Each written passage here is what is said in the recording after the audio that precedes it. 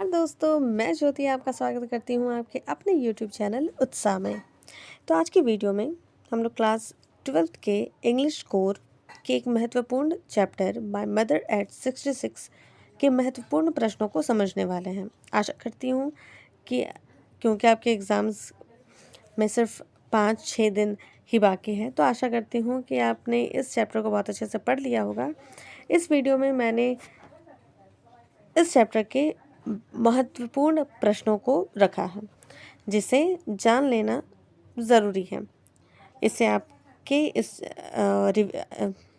इससे आपका इस चैप्टर के लिए जो रिवीजन है वो भी हो जाएगा।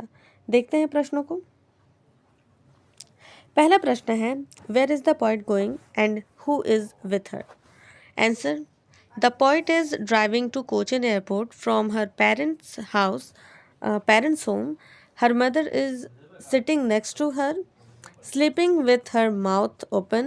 She came to say goodbye to her daughter. Okay, यहाँ पर देखिए MCQ के लिए हमें 3 पॉइंट मिलता है कि पोएट जो है वो ड्राइविंग कहाँ के लिए ड्राइविंग कर रही हैं, तो वो कोचिन एयरपोर्ट के लिए निकल रही थी, मतलब जा रही थी कोचिन एयरपोर्ट के लिए।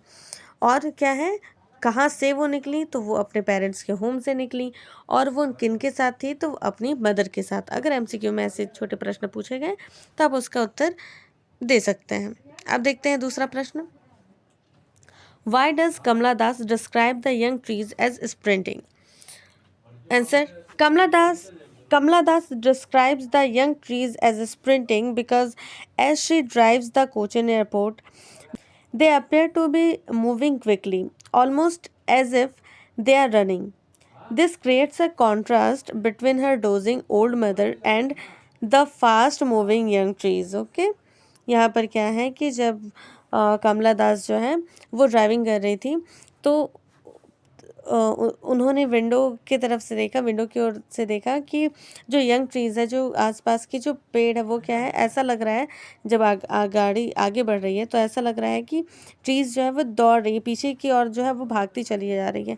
तो कहीं ना कहीं उनको जो एजिंग है उससे वो जोड़ के देखती है कि हमारा एज भी किस तरह क्या है, हमारा बचपन भी इसी तरह, हम जैसे बड़े होते हैं तो हमारा बचपन भी इसी तरह जो है वो हमसे पीछे छूटते जाता है और हम क्या है, हम ओल्ड होते जाते हैं। कुछ इस तरह का उन्होंने आभास किया। चलिए देखते हैं next question. Why does the mother been compare to the late winter's moon? Answer, the mother is compare to the late winter's moon because she looks pale and lifeless like a corpse. Her face appeared dull and weak, reflecting aging and passivity. Reflecting aging and passivity. The comparison is natural as she has lost her strength and brightness, much like the winter moon.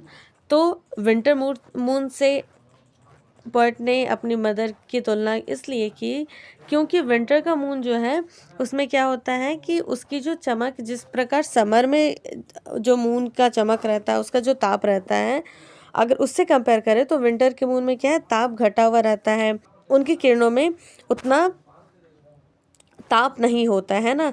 तो ageing mother को देखकर उनको लगता है कि वो winter के moon की तरह क्या हो गई है, उनमें उतना क्या है, अब उस पहले की तरह जो है वो ताप नहीं है, रौनक नहीं है।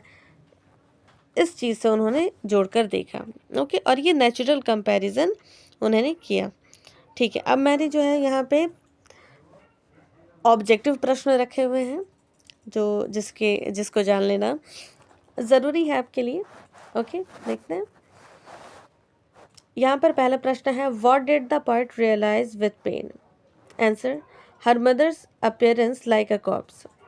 उनकी मदर जब उनके बगल में बैठी हुई थी तो वो किस तरह लग रही थी, एक लाश के समान लग रही थी। उनका फेस जो है वो सफ़ेद पड़ रहा था और उनके एज के कारण जो है उन्हें पोएट को जो है उन्हें ऐसा लग रहा था कि वो उन्हें खो ना दे। तो ये उत्तर है। सेकेंड क्वेश्चन है, what do the parting words see you soon Amma signify? Answer, her optimistic farewell full of cheerfulness. क्या है, उन पॉइंट जो है कहीं ना कहीं सकारात्मक, जब वो बोलती है सी यू सून अम्मा, तो कहीं ना कहीं उनकी सकारात्मकता को दर्शाता है कि वो अपनी माँ से फिर से मिलने की आशा रखती है, यानी उनकी माँ जो है वो कुशल मंगल रहे ताकि वो उनसे फिर से मिल सके। ये क्या होती है, सकारात्मकता झलकती है। तीसरा प्रश्न देखते हैं, the narrator is only using her smile to answer cover up her pain. Okay, जो नैरेटर की स्माइल है वो किस लिए था, वो उनके भीतर जो पेन है, जो दुख है, उसको हाइड करने के लिए, कवर अप करने के लिए। ठीक है, then what does the running trees signify. हमने लॉन्ग क्वेश्चन में भी देखा है इसको। आंसर हो जाएगा fast moving change in human life, childhood to old age. ठीक है, किस प्रकार हम लोग अपने बचपन, बहुत ही जल्दी अपने बचपन से ओल्ड एज तक पहुंच जाते हैं। Question 5, what does ashen face signify. Answer pale and lifeless face of poet mother. ठीक है, next question, how far the poet is standing away from her mother. Okay, answer a few yards. तो यहाँ पर मैंने इस chapter से कुछ बहुत महत्वपूर्ण प्रश्नों को रखा है। आशा करती हूँ कि आपने इन प्रश्नों को अच्छे से समझा होगा, और अगर आपने इस चैप्टर को नहीं पढ़ा है तो भी आपको इन प्रश्नों से इस चैप्टर के मूल को जानने में सहायता मिली होगी। धन्यवाद। जय हिंद। पढ़ो उत्साह के साथ।